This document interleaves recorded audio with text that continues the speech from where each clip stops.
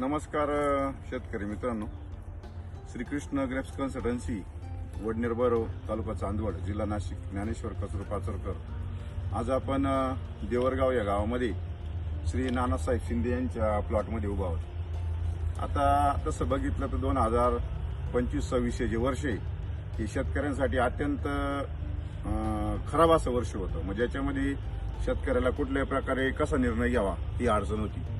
मग त्याच परिस्थितीमध्ये यंदाच मी नानाभाऊंचा प्लॉट घेतला, म्हणजे मार्गदर्शनासाठी घेतला।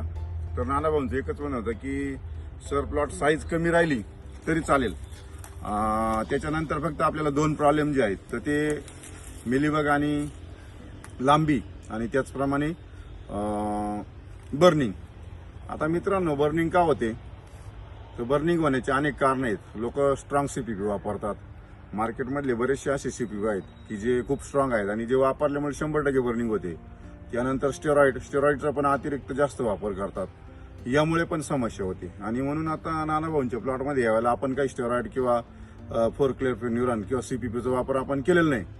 अतिशय चांगले रिझल्ट आहे। विशेष म्हणजे हा प्लॉट अतिशय कमीत कमी खर्चामध्ये, साधारणतः नानाभाऊ 5 बिघे भागाचा किती खर्च होईल असं? एकरी तरी 40-45 म्हणजे बघा, नुसतं बोलणं की कमीत कमी खर्चात शेती करणे हे बोलणं आणि प्रत्यक्ष शेती करणं कमीत कमी खर्चामध्ये, हा एक मुद्दा श्रीकृष्ण ग्रेप्स कन्सल्टन्सीचा आहे की कमीत कमी खर्चामध्ये खरंच शेती करता येते। पण त्याला आपल्याला टॅकल लावता आला पाहिजे। म्हणजे डावणीसाठी कशी स्ट्रॅटेजी लावायची, पावडर मिल्टूसाठी कशी स्ट्रॅटेजी लावायची, लांबीसाठी कशी स्ट्रॅटेजी लावायची, याचा आपल्याला विचार करावा लागतो। ज्या शेतकऱ्यांना काही लांबीच्या संदर्भात अडचण असेल, बुरीच्या संदर्भात अडचण असेल किंवा साईच्या संदर्भात अडचण असेल तर नक्कीच आमच्याशी संपर्क करा।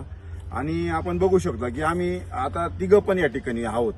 म्हणजे विशेष म्हणजे नानाभाऊ हे शेतकरी आहेत आणि मोहन भाऊ हे दुकानदार आहे आणि मी स्वतः द्राक्ष सल्लागार आहे। माहिती का इथंची असं काही लपवालपी नाही किंवा काहीच नाही की तिघांना माहिती की किती खर्च झालाय, खर्च रियालिटी काय आहे। तर रियालिटी ही आहे की कमीत कमी खर्चामध्ये जे वास्तव आहेत, म्हणजे वास्तवाला धरून काम जसं पाहिजे तसं या ठिकाणी काम झालेलं आहे।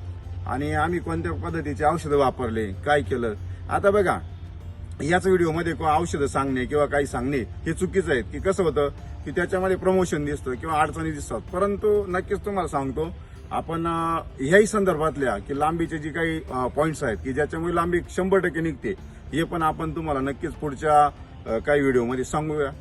धन्यवाद सर्वांना। या वर्षी 3 आकडी द्राक्षाचा भाव मिळो, चांगले पैसे शेतकऱ्याला हो, त्याचप्रमाणे सर्वांचं आयुष्य सुख समृद्धीचं भरभराटीत जावं, आपल्या घरातल्या सगळ्यांचे व्यवस्थित जे काही अडचणी असतील तर त्या दूर होत, अशी आपण भगवान श्रीकृष्णाकडे प्रार्थना करूया। आणि धन्यवाद।